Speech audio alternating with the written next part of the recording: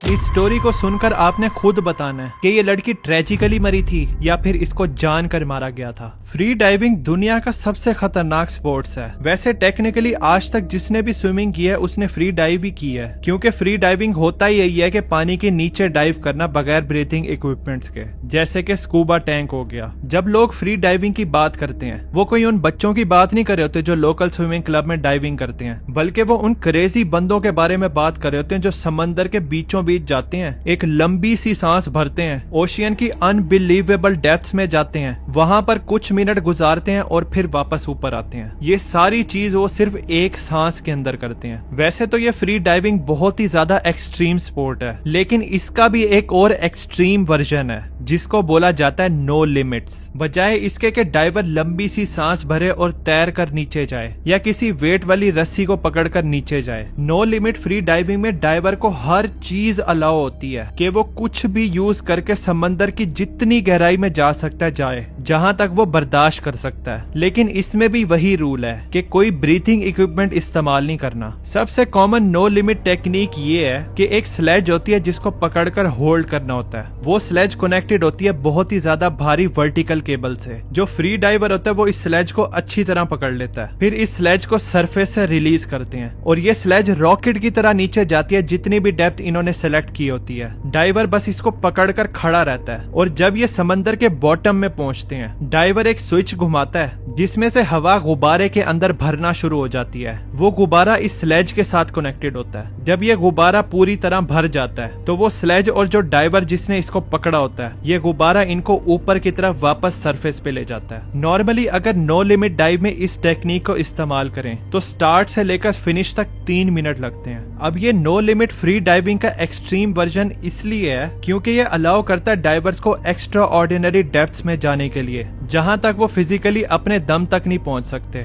यहाँ पर बात हो रही है 300 फीट से भी ज्यादा नीचे गहराई में जाने की, क्योंकि कोई बंदा 300 फीट की गहराई में तैर कर तो नहीं जा सकता ना, वो भी एक सांस में। चलो मान लिया अगर वो चला भी गया तो अब उसने वापस भी तो आना ना उसी एक सांस में, उसने रास्ते में डूब के मर जाना। इसीलिए नो लिमिट्स में उस बैलून की जरूरत पड़ती है वापस ऊपर आने के लिए। तो नो लिमिट फ्री डाइविंग में अगर आप इन क्रेजी डेप्थ्स में जाओगे और आपका इक्विपमेंट फेल हो गया तो बस आप गए। 12 अक्टूबर 2002 को 28 साल की ऑड्री मेस्ट्री वो डोमिनिका रिपब्लिक के साइल पर एक फ्लोटिंग प्लेटफॉर्म पे बैठी थी। ये French native no limit diver अपने आप को मेंटली प्रिपेयर कर रही थी जो ये अभी करने वाली थी। ऑड्री दुनिया के one of the best free diverse में से थी और आज के दिन वो दुनिया की नंबर 1 फ्री डाइवर बनने वाली थी। वर्ल्ड रिकॉर्ड को तोड़कर जो एक नो लिमिट फ्री डाइवर ने अचीव किया था जो था 557 फीट, और ये वाला वर्ल्ड रिकॉर्ड उसके अपने हस्बैंड ने ही अचीव किया था जिसका नाम था पिपन फेरेरस। अब जैसे वो इस प्लेटफॉर्म पे बैठी थी उसके दिमाग में डाउट जरूर आया होगा,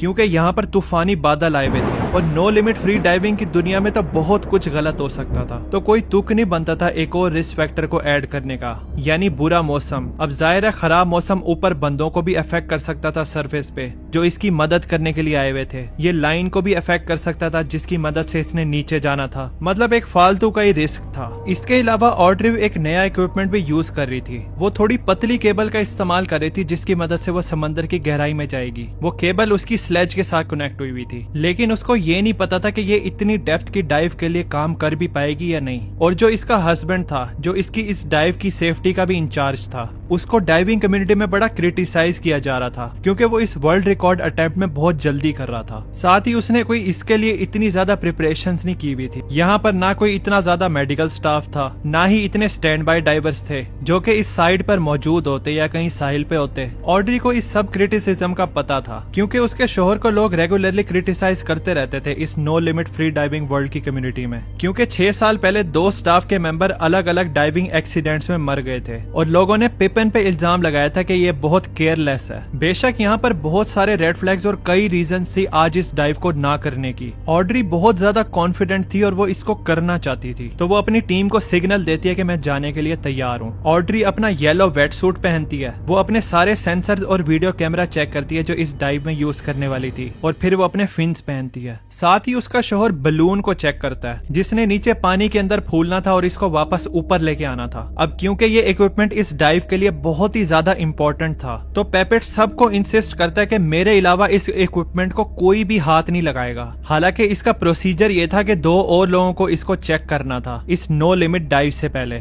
लेकिन पिपिन अकेले ही इस बैलून बैग को इंस्पेक्ट करता है और सिग्नल देता है ये ठीक है। वो ऑड्री को भी सिग्नल देता है नीचे जाने का टाइम हो गया। वो प्लेटफॉर्म से होकर उस 200 पाउंड वाले स्लेज के ऊपर जाती है जिसने उसको 2 फुटबॉल फील्ड की गहराई तक लेके जाना था। इस स्लेज को पानी में रिलीज करने का सिग्नल देने से जरा सा पहले ऑड्री एक प्रोसीजर करती है जिसको बोलते हैं पैकिंग, जिसमें फ्री डाइवर बहुत ही लंबा सांस लेते हैं। उसके अलावा वो मजीद ऑक्सीजन को अपने लंग्स के अंदर गटकते हैं उस पॉइंट तक कि उनके लंग्स ही फुल हो जाते हैं बिल्कुल। जब ऑड्री इस प्रोसेस को कर लेती है और वो नीचे जाने के लिए तैयार होती है, वो अपना फाइनल सिग्नल देती है और ये लोग स्लेज को रिलीज कर देते हैं जो रॉकेट की तरह नीचे समंदर की गहराइयों में जाना शुरू कर देती है। अगर सब कुछ प्लान के मुताबिक हुआ तो ये 3 मिनट में सरफेस पे वापस आ जाएगी। ऑड्री की ये डिसेंट बड़ी परफेक्ट हो रही थी अंटिल जब वो 538 की गहराई तक पहुंचती है। अब क्योंकि सरफेस में मौसम बहुत ज्यादा खराब था और समंदर की लहरें बहुत ज्यादा रफ हुई हुई थी, तो जो उसकी नई लाइट वेट केबल थी वो बहुत ही ज्यादा लाइट थी।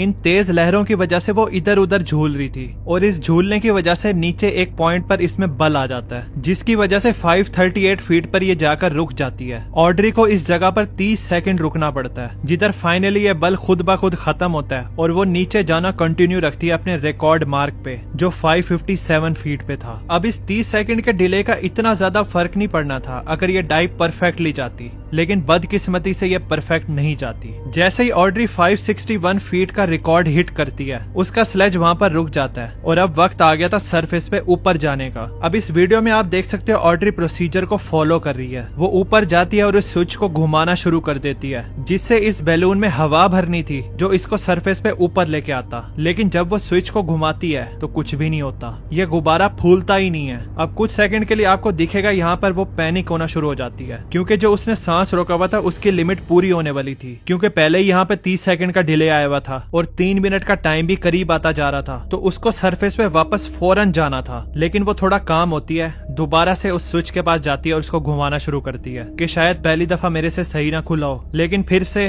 कुछ भी नहीं होता। अब इस पॉइंट पर एक स्टैंड बाय डाइवर होता है, वो देखता है स्लेज ऊपर ही नहीं आ रही और अब तक तो उसको ऊपर आना चाहिए। वो यहाँ पर फौरन आता है, उसके पास एक्स्ट्रा पाइप और एक्स्ट्रा एयर होती है, वो उसकी मदद से बैलून को फुलाना शुरू कर देता है, लेकिन उसके टैंक से इतनी हवा आ ही नहीं रही थी जिसकी मदद से ये गुब्बारा फूलता और फिर ये आहिस्ता आहिस्ता बिल्कुल आराम से ऊपर की तरफ जाना शुरू होते हैं। अब आप लोग ये सोच रहे होंगे कि इस स्टैंड बाय डाइवर के पास एक्स्ट्रा एयर थी तो सही, तो वो माउथ पीस पकड़कर ऑड्री को दे देता और उसको सांस लेने देता। दफा करो वर्ल्ड रिकॉर्ड को, बस उसकी जान बचानी चाहिए। लेकिन बदकिस्मती से ऑड्री और इस स्टैंड बाय डाइवर को भी पता था जिस गहराई में ये लोग हैं उसके लंग्स पे प्रेशर इतना ज्यादा है जिसकी वजह से उसके लंग्स का साइज क्रिकेट बॉल जितना हो जाता है, और अगर वो जरा सी भी एयर को इस डेप्थ में अपने अंदर लेगी, ये एयर ऊपर जाते हुए इतनी ज्यादा एक्सपेंड होगी जो कि इसको मार देगी। तो ऑड्री बस इस स्लेज को ही पकड़ सकती थी जो कि बिल्कुल आराम आराम से ऊपर आ रही थी, और साथ ही बस ये यही कर सकती थी कि जितना देर अपना सांस रोक सकती है रोके, लेकिन उसको पता था एक पॉइंट पर जाकर उसने डूब ही जाना है। वीडियो में बिल्कुल वो स्लेज पर ना डर खड़ी थी और उसको पता था कुछ देर के बाद यही होगा। सरफेस पे जब 3 मिनट पूरे होते हैं और ऑड्री सरफेस पे वापस नहीं आती तो उसका शौहर फौरन स्कूबा गियर पहनता है और पानी में छलांग मार देता है ऑड्री को बचाने के लिए, और जिस टाइम पे वो उस तक पहुंचता है और उसको पानी से बाहर निकालता है, ऑड्री को 8 मिनट और 40 सेकंड गुजर जाते हैं पानी के अंदर बगैर एयर के। जब उसको बोट में वापस लेके आते हैं तो उसकी पल्स अभी भी होती है, लेकिन यहाँ पर कोई डॉक्टर नहीं होता स्टैंड बाय पे जो इसको ट्रीट कर सकता था। इसके अलावा पिपिन ने उसको मजीद 1-2 मिनट पानी के अंदर रखा था, वहीं पर ही उसको रिवाइव करने के लिए। ऑड्री को फौरन हॉस्पिटल लेके जाते हैं, लेकिन वहाँ पर उसको डेड डिक्लेयर कर दिया जाता है। मरने की वजह डूबना ही था। कुछ लोग बिलीव करते हैं इसके शौहर ने जानबूझकर इसकी डाइव में गड़बड़ की थी ताकि वो इसको मार सके, लेकिन ऑफिशियल इन्वेस्टिगेशन ये बताती है कि उसकी मौत एक्सीडेंटल थी। इस बारे में आपको क्या लगता है मुझे कमेंट्स में जरूर बताना। और इसके अलावा एक और इंसिडेंट है जिसमें एक डाइवर का ग्रुप पानी के अंदर जाता तो है लेकिन वापस उस तरीके से नहीं लौटता। ये इंसिडेंट इतना दुख वाला है कि आपको दिल से अफसोस होगा इनके बारे में। यहाँ पर क्लिक करके देख सकते हैं। मिलते हैं फिर उस वीडियो में।